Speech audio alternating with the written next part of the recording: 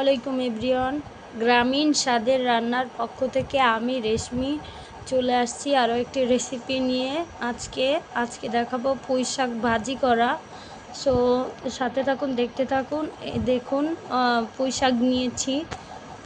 তো যেভাবে ভাজি করব পুরাটাই আপনাদের সঙ্গে শেয়ার করব। আপনারা যারা আমার ভিডিওটা দেখে থাকবেন, দেশ ও দেশের বাইরে থেকে যে যারা ভিডিওটা দেখে থাকবেন, তারা অবশ্যই আমার চ্যানেলটা সাবস্ক্রাইব করবেন। আমার চ্যানেল ঘুরে দেখে আসার জন্য অনুরোধ রইল। আরও নতুন নতুন ভিডিও পেতে নোটিফিকেশন বেল বাটন অন করে রাখবেন, যাতে করে আমার ভিডিওগুলি আপনাদের কাছে খুব দ্রুতই পৌঁছে যায়। তো সঙ্গে থাকুন, দেখতে থাকুন। তো দেখুন, প্রথমে এটা সুন্দরভাবে কেটে নিয়েছি কুচি করে। এভাবে করে কুচি করে নিতে হবে। ভাজিটা করার জন্য এভাবে কুচি কুচি করে নিলে ভালো হয়।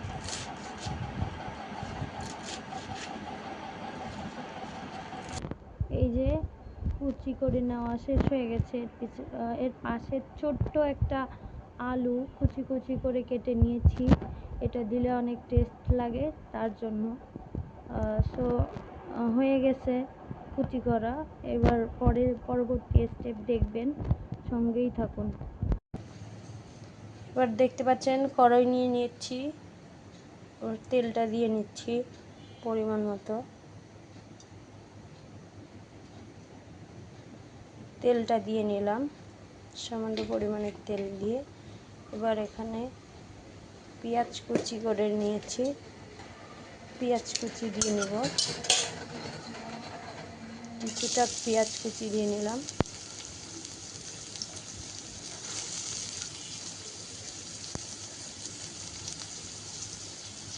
রসুন কুচো করে নিয়েছি অল্প পরিমাণে। 4-5টা কাঁচামরিচ কুচি করে নিয়েছি, দিয়ে নিচ্ছি।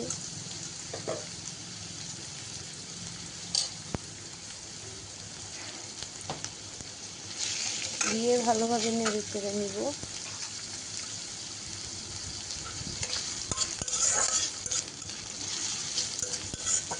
এবার এই পর্যায়ে দিয়ে নিব স্বাদ মতো লবণ।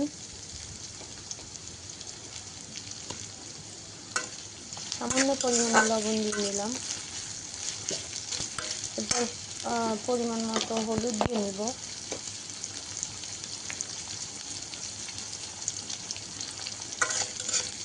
দিয়ে ভালোভাবে নেড়ে চেড়ে নিচ্ছি।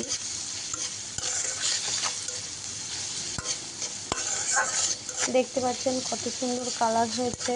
এভাবে কোনো মাছ ছাড়া পুঁই শাকটা আপনারা বাসায় ট্রাই করতে পারেন, রান্না করে খেয়ে দেখবেন যে কেমন লাগছে আসলে।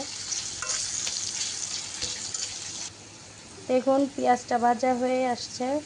এখন এর মধ্যে দিয়ে নিব কেটে রাখা শাক, কুচি করে রাখা শাকগুলোকে দিয়ে নিচ্ছি। এবার দিয়ে নেওয়া হয়ে গেছে। এবার নেড়ে চেড়ে নিচ্ছি। দেখতে পাচ্ছেন মশলাটার সাথে ভালোভাবে পেঁয়াজ রসুনটার সাথে ভালোভাবে মিশিয়ে নিচ্ছি। দিয়ে এই পর্যায়ে সামান্য পরিমাণে পানি অ্যাড করে নিচ্ছি। পানি অ্যাড করে আবারও কিছু নেড়ে চেড়ে নিচ্ছি। এবার ঢেকে দিব। ঢেকে দিয়ে কিছুক্ষণের জন্য ওয়েট করব।